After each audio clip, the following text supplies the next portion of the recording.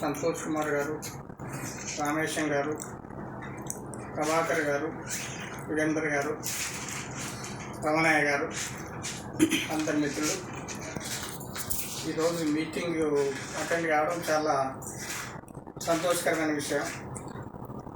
నేను 2 o'clock వరకు ఒక పెళ్ళి ప్రోగ్రాంలో ఉన్నప్పటికీ ఇంటికి రాగానే సార్ ఫోన్ చేసిండు, తప్పనిసరి పోవాలనిపించింది. సార్లో నాకు బాగా నచ్చింది ఏంటంటే మీటింగ్ కండక్ట్ చేయాలంటే చేసుడే, సంఖ్యతో సంబంధం లేదు. ఒక్కరున్నా, ఇద్దరున్నా, ముగ్గురున్నా చేసుడే, దాన్ని సక్సెస్ చేస్తారు. అదే అతని గొప్పతనం. ఆయన వాక్చాతుర్యం కానివ్వండి, ఆయన బిహేవియర్ కానివ్వండి, తర్వాత ఇతరులతో ఉండే కర్టసీ కానివ్వండి, అతను అట్రాక్ట్ చేస్తాయి. చాలా గొప్ప విషయం.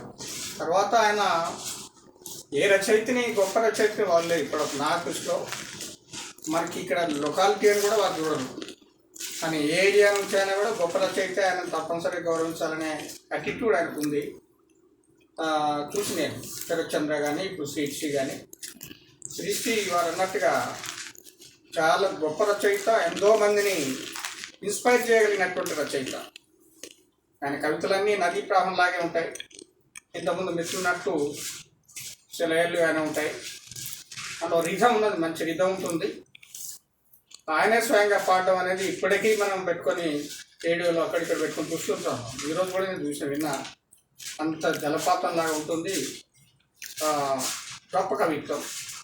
తర్వాత సింప్లిసిటీ ఉంది, సింప్లిసిటీని ఎంకరేజ్ చేస్తారు. తర్వాత ఆయనలో ఏంటంటే ముఖ్యంగా ఈ ఛందస్సును బద్దలు కొట్టి శ్రీశ్రీ గారు. ఎందుకంటే ఆయన ఫ్రీడమ్, ప్రజలకి ఫ్రీడమ్ ఇవ్వడం.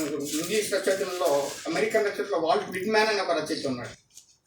ఆయన ఈ పొయిట్రీ అయినా కూడా ఆయన కూడా ఇట్లాగే ఈ బంధాలన్నీ ఛందస్సు, స్టాంజాస్ ఇవన్నీ తీసి పడేసి 3 verses రాసేవాడు. చాలా జలపాతంలాగా ఉంటాయి, శ్రీశ్రీ లాగానే ఉంటాయి. కంపేర్ చేస్తే మనకి ఇద్దరు ఒకటే అనిపిస్తుంది అనమాట, అంత బాగుంటాయి. సరే, విలియం వర్డ్స్వర్త్ కూడా ఈ కట్టుబాటును వదిలి సింపుల్ లాంగ్వేజ్లో రాయాలని అంటాడు. అట్లాగే మురుగురాజానం తీసుకుంటే కూడా ఆయన కూడా ఇదే కొంచెం మనకి లెఫ్ట్ భావాలు, పేద జీవితాన్ని ఉన్నట్టు శ్రీశ్రీ లాగానే చెప్తుంటాడు.